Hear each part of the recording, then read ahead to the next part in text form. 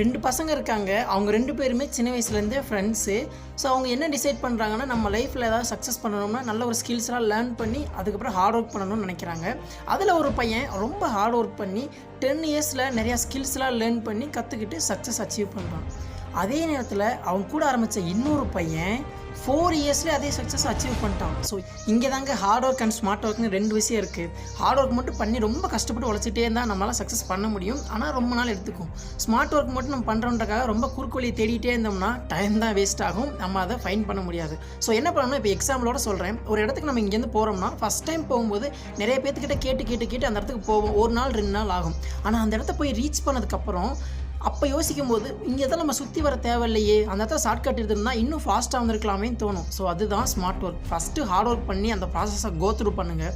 இதுதான் smart work. இது 2மே பண்ணிங்கன்னா மட்டும்தான் ஈஸியாக அவங்களால சக்ஸஸை டேஸ்ட் பண்ண முடியும். Bye for now.